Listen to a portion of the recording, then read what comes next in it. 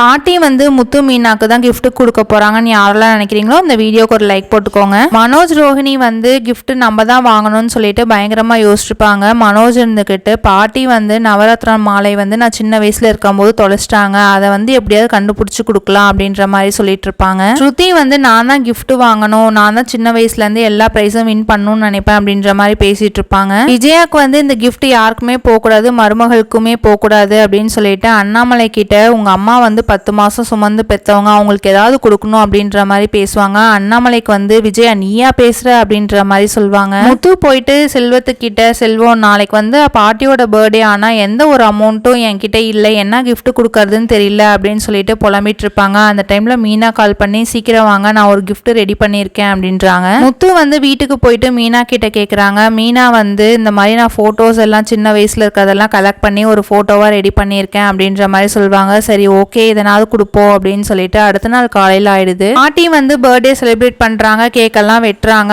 அந்த டைம்ல எல்லாரும் கிஃப்ட் கொடுக்குறாங்க. ஒவ்வொரு கிஃப்டா ஓபன் பண்ணி பாக்குறாங்க. மீனா கொடுத்த கிஃப்ட் மட்டும் பாட்டிக்கு வந்து ரொம்பவே பிடிச்சிருக்கும். இதை வந்து சின்ன வயசுல இருந்து என்னோட மெமரிஸ், இது ரொம்பவே பிடிச்சிருக்கு அப்படின்ற மாதிரி சொல்றாங்க. பாட்டி வந்து சொல்றாங்க எல்லாரும் கிஃப்ட் கொடுத்துட்டீங்க, எனக்கு ரொம்பவே பிடிச்சிருக்கு. நான் இப்போ வந்து சொல்ல போறது முத்துவும் மீனாவும் தான். ஏன்னா அவங்க வந்து போட்டோஸ் கொடுத்துருக்காங்க, சின்ன வயசுல இருந்து இதெல்லாம் ஞாபகமா வச்சிருக்க வேண்டியது. பாட்டி வந்து சொல்றாங்க இப்ப நான் சொல்ல போறது முத்து மீனாக்கு வந்து ரூமே இல்லாம ஹாலி மொட்டை மாடியில தான் தூங்கிட்டு இருக்காங்க. அதனால அவங்களுக்கு அமௌண்ட்டை கொடுத்து மேல ஒரு ரூம் கட்டுறதுக்கு நான் பிளான் பண்ணியிருக்கேன் அப்படின்ற மாதிரி சொல்றாங்க. மனோஜுக்கும் ரோஹிணிக்கும் பயங்கரமா டென்ஷன் ஆகுது. நம்ம தான் இந்த 5 லட்ச ரூபா வாங்கியிருக்கணும், இப்ப தேவையில்லாம பாத்தீங்களா முத்து மீனாக்கு போயிடுச்சு, இந்த ரூமை வந்து எப்படியாவது நம்ம எடுத்துக்கணும், கீழே வந்து அவங்களுக்கு விட்டுறணும் அப்படின்ற மாதிரி 2 பேர் பேசிட்டு இருப்பாங்க. பாட்டி வந்து ரோஹிணி கிட்ட ரோஹிணி எல்லார் வீட்ல இருந்து வந்திருக்காங்க, எப்ப பார்த்தாலும் உங்க வீட்டுல யாருமே வரமாட்டேங்கிறாங்க, நான் எப்பதான் உங்க வீட்டுல இருந்து எல்லாத்தையும் பாக்குறது அப்படின்ற மாதிரி கேட்பாங்க. ரோஹிணி உடனே எங்க அம்மாவுக்கு வந்து உடம்பு சரியில்லை, அப்பா வந்து ஜெயில இருக்கிறாரு, அதனால 2 பேத்தாலையும் வர முடியல அப்படின்றாங்க. பாட்டி இருந்துகிட்டு நீ எப்ப பார்த்தாலும் ஏதாவது ஒரு ரீசன் சொல்லிக்கிட்டே இருக்கிற, இரு நான் என்னங்கிறது கண்டுபிடிக்கிறேன் அப்படின்றாங்க.